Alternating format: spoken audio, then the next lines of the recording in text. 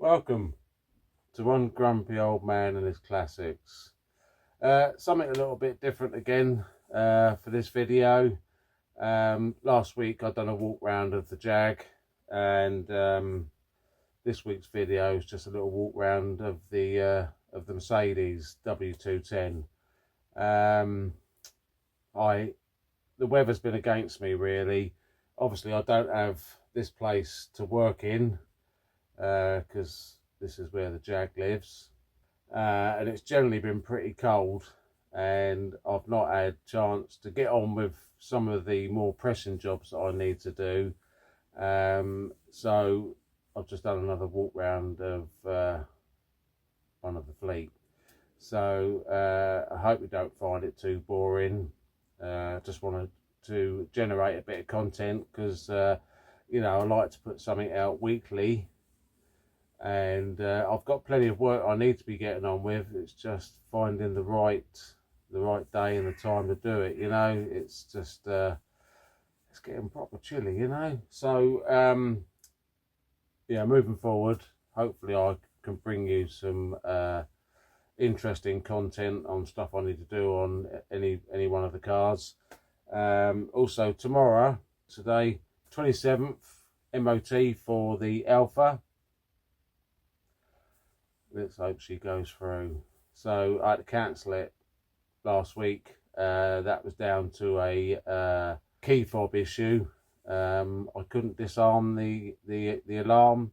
It's not an aftermarket alarm, it's the alarm that's built into the car, and it caused me a few problems. I couldn't disarm it, so every time I opened the door the alarm just kept going off, and if I locked and unlocked the car with the key, it wouldn't disarm the alarm, and it turned out it was a key fob issue. So that's now been resolved. I rebooked the MOT, and so hopefully on next week's video we'll have some content and I'll be able to update you on the Alpha, hopefully with some good news.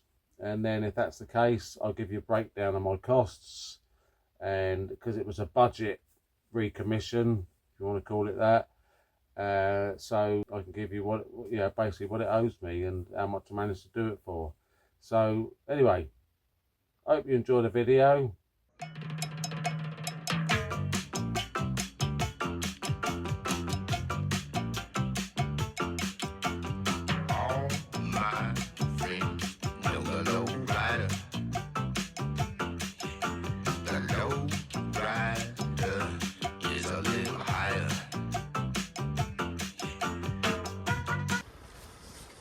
Let's take a look at the mighty Merc, shall we? This is a 1998 Mercedes W210, and it's the 2.8 V6 automatic.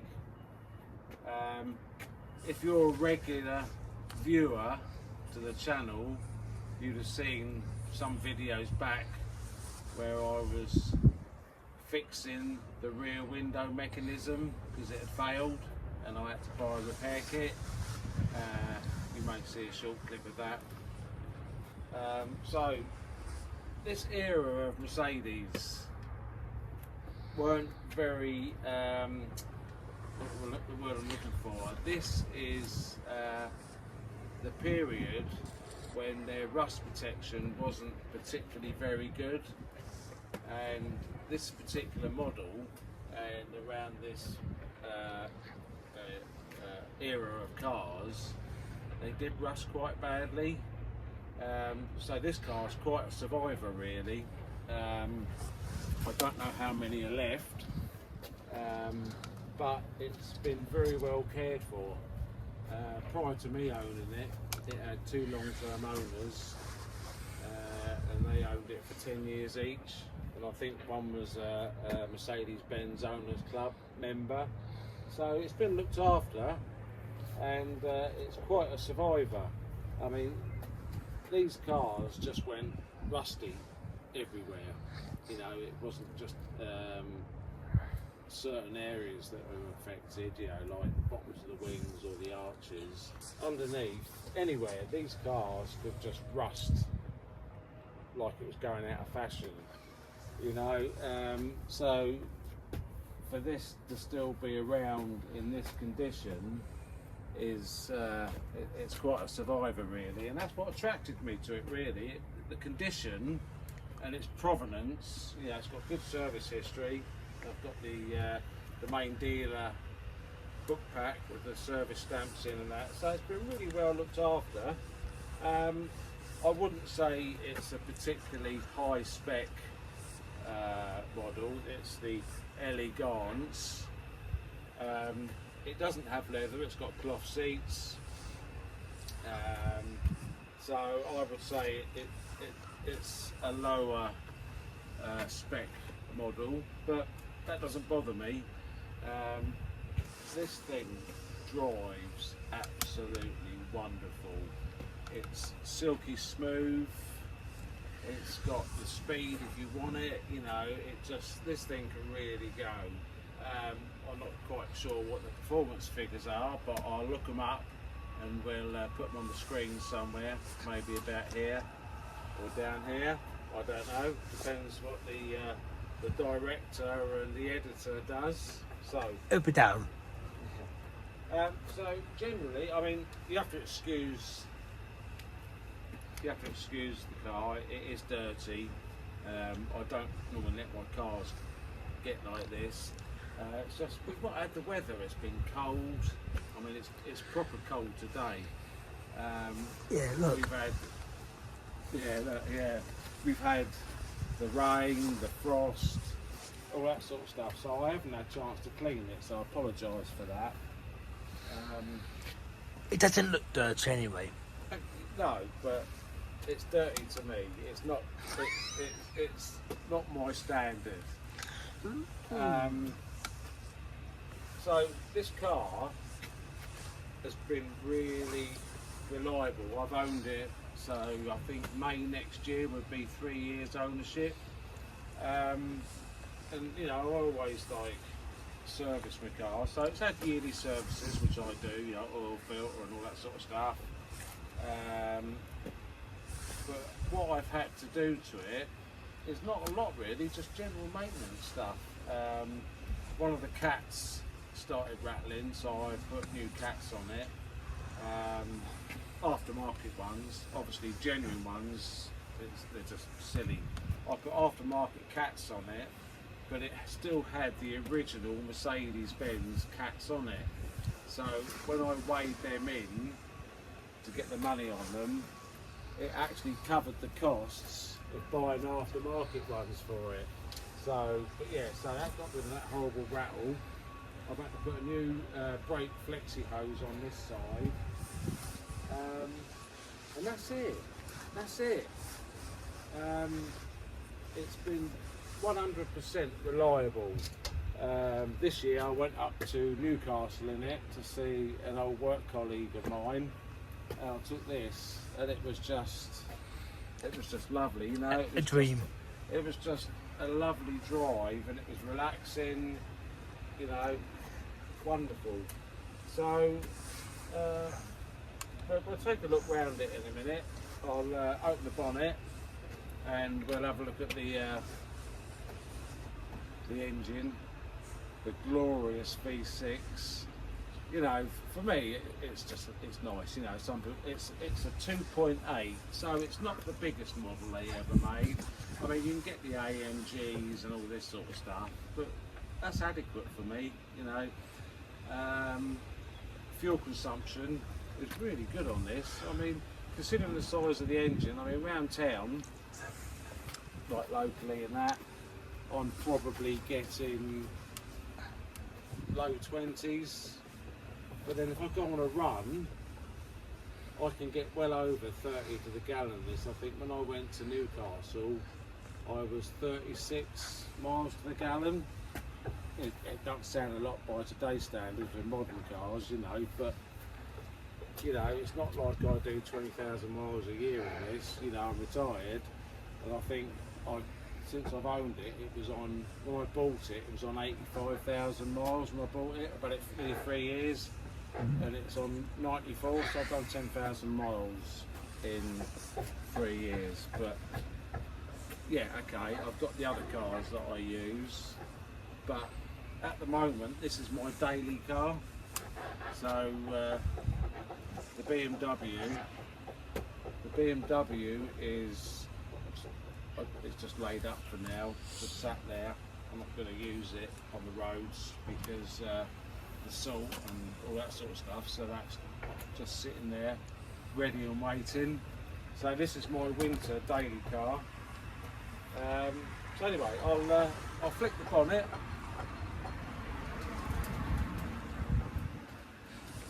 I'll flick the bonnet and we'll take a look at the engine.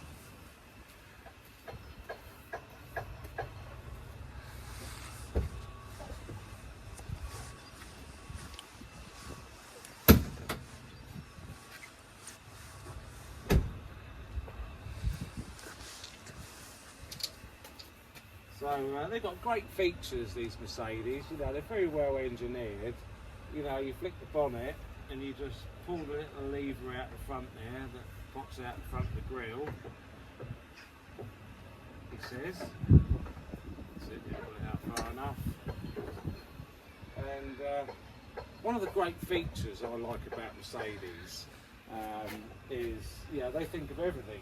You know, it's like when you're sort of working on them, you don't like bash your nut or anything. So they've got like what they call a service mode on the bonnet. So you've got this little lever here that says press. Mercedes they put this what they call service mode. So like when the techs were doing, if you went to the main dealer or whatever and they're doing their servicing, they've got like a service mode on the bonnet. So you flick that button there and it clicks into place, and it just gives you, like, you know, you've got so much room to get in there with the bonnet in that position. Yeah, it's just silly little things like that, you know, it's great. So it's fairly easy to work on, this engine. Now, everything is accessible. You know, it's a big car, so obviously you've got quite a big engine bay. But yeah, there's plenty of room in there, you know. You could fit a dead body in there. Yeah, you could fit anyone in there. But one of my future things to do, I want to detail the engine bay. It needs a real good deep clean, and all the plastics need some dressing on it, you know, really sort of lift it. But yeah, that's maybe in the spring. I'm going to give the engine compartment a good clean. And as I was saying earlier, because these cars could go rusty quite badly, so like the cross member that's in there that the engine sits on, and some of the suspension components, these are quite well known for going rusty. So I've thoroughly wax oiled the whole cross member and whatever it's called, you know, the frame. So I've done a lot of wax oil on this car because I want to preserve it. Obviously it sits outside all year, so it's a good condition car, so I'm trying to continue that. So, and I'm trying to preserve it. So yeah, I have underneath, I've done a lot of wax oiling in the most common places where these cars can rust, and that will be something that I will continue going forwards, you know. So anyway, let's close this up. So you just flick that button, you hear it click, so it goes back into its normal position, and then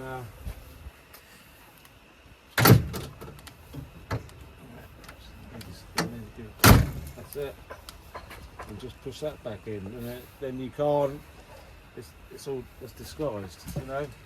So and they put it on YouTube so everyone knows now. no, you've got to still open it from inside the car, but you have to pull that button to release the latch to lift it up. It's just, you know, it's just a nice little design feature, you know. When these cars, I remember when these cars came out, and I hated the look of them, you know, these funny headlights, you know. It's not to me, it's not traditional Mercedes. I like the old Mercedes with the stacked headlights and that, you know.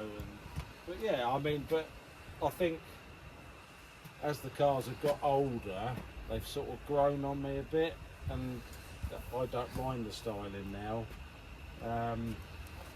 But this is the first Mercedes I've ever owned, and You're gonna keep it?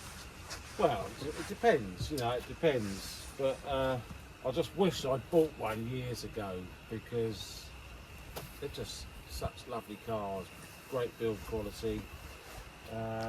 We didn't have the time back then. No, but I still could have owned one. But yeah, so shall we have a look inside?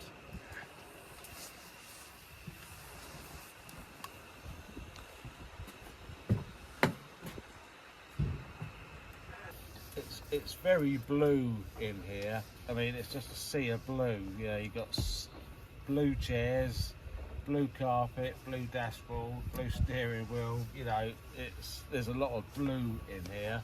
I love blue. Yeah, I think, you know, it's a very nice place to be in here. You know, when you're on a long journey, it's, you know, it is a big car, and it's got you know, there's lots of leg room. You know, you can get really comfy, and it's got this nice I don't know what sort of material that is, but it's like on the bottoms of the doors as well. It's like a sort of I want to say velour, but it's not velour, but it's a material. You know, it's just all, you know, very nice. You know, good quality. You know, by today's standards, it hasn't got a lot of features as such. You know, the headrests in the back, there's a button here. If you wanted the headrest down in the back, you just flick this button and they go down. Obviously you've got the electric windows. You can open the boot from in here. It's got folding mirrors. You know, it's got the 4-speed overdrive gearbox. So the overdrive bit is the sports mode. So if you want to put it into sport, it actually holds the revs longer. So the gear changes are longer on it. So it has got a sport mode capability, which does speed it up a bit. Obviously got the air conditioning. You've got like zoned heating and air conditioning. So like if I want it really warm in here, Mrs. Grumpy Old Man doesn't like it too warm, so she can have her side a lot cooler. So yeah, I mean, and everything works. You know, it's a bit of a testament to their engineering. You know, this car is 27 years old. So, you know, it's getting on in age, and everything still works. It's got auto dimming mirror, which is a good feature, but sadly the auto dimming mirror on the driver's side has the product that's in there is leaking out, so this mirror has failed. And because I quite like that feature, I looked at getting a replacement glass for it, but at 300 quid that's not going to happen. So there's a channel I watch which is called SPR Mercedes Specialists, and on there it actually shows you how to take this apart and separate the glass from the mirror, and then just have it as a standard mirror. So that's what I'm going to do. I'm just going to have it as a standard mirror, because I'm not going to pay 300 quid just for that mirror glass. And that's the only downside of Mercedes ownership. If you're going to buy like an old Mercedes, there is a certain degree of aftermarket parts you can get, but watching this particular channel, which is SPR Mercedes Specialists, he always goes on about use genuine parts. So I've taken that advice. So the service that's due on this, which I'm going to hopefully do in the next few weeks, I don't know the age of the spark plugs in this, and he's always saying buy genuine Mercedes spark plugs, because he's obviously a specialist and he's experienced this over the years, and he always says just get genuine spark plugs, which I have. So unbeknown to me, this engine has got 2 spark plugs per cylinder. So of course, being a V6, it needs 12 spark plugs. So I had to buy 12 of them, and they are a little bit pricey. It was £156 for 12 spark plugs, and yeah, that was a bit painful. So, but you know, they're going to last 25-30,000 miles, so that's quite a few years of driving for me. So you know, so let's just do it, you know. So I've got the spark plugs, I've got all the service items, so I should be doing that. But yeah, so you know, owning a Mercedes is, you know, it's not don't think it's going to be like a cheap classic to own, because you know it does pay to go down the genuine route, and genuine Mercedes can be quite hefty. But this car, touch wood, has been reliable. You know, it's done everything I've wanted it to do, and it's not let me down in any way. So in 3 years of ownership, I've not really spent much on it. Just normal servicing, you know, oil filter and all that sort of stuff are cheap compared to like mechanical parts. So yeah, so it's been a cheap classic so far for me to own, and it's just a case of keeping on top of the bodywork, make sure it doesn't go rusty.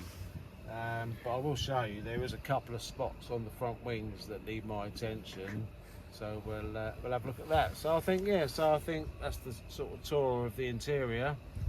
The outside the windows have got these protective wings. Right, so these are wind deflectors, and a lot of people hate them, a lot of people love them, and I put these on the car because when I'm driving, I do like to have the window open a bit, and particularly if it's raining or something, you know, it's not always possible. So, but by having these wind deflectors on, you can have the window open a bit and not get any draft coming into the car. It gives you the capability of that sort of fresh air. But if it is raining, you won't get raining. So that's why I fitted the vents, because I do like the windows open a little bit when I'm driving, just for that circulation. So let's have a closer look at the wings, and I'll show you the bit of bodywork that needs doing. So there's generally, oh, no, that's all right. Generally, the car is rust free, really good. And like I said, I've been wax oiling it and making sure it stays that way. But there is 2 spots on this car that need my attention. So I don't know if you can just see there, there's some bubbling just there, and it's the same on the other wing, and there's just a slight bit of corrosion coming through on this forward section of the sill. It's not rust that's gone through, it's surface there. This is probably going to be a hole, so we've probably got, I don't know, a 2-inch square patch that needs my attention. So I don't know when I'm going to do it. It's not really the weather for doing body work. So yeah, so both front wings in the same area need a bit of work doing, and then when I paint it, I can just paint up to this line and lose the spraying that I'm going to do. So yeah, that's the only rust on it. I mean, all the arches are good, because these wings can rot out something terrible all along here, all around the arches. And the same for the back. The arches can rot out.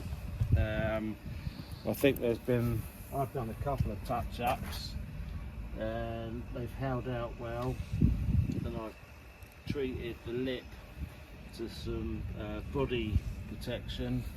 And just keep on top of it, keep it in a nice car, because these are, I wouldn't say a rare thing, but it's not a common car anymore, purely because they went rusty. Mechanicals outlasted the body. So yeah, that's my 1998 Mercedes Benz. So this is, I hope you enjoy this sort of little series of walk rounds of the cars we've got. So if you've watched last week's video, I mean, the editor might put it up on the screen somewhere. So yeah, I just hope you enjoy this little series of walk rounds of the classics we own. So maybe next week we'll do the BMW E36. Maybe do another one of the E280 as well. I mean, I have done a video on that. Yes, we've done a video on the E28s back on the road. So yeah, so I think that concludes this little walk round. In the future I might do a little drive out in each car, and we'll do a video of just driving the cars. So anyway, if you like what you see, like, subscribe, I really appreciate it.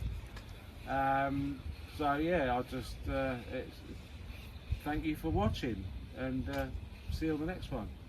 Bye.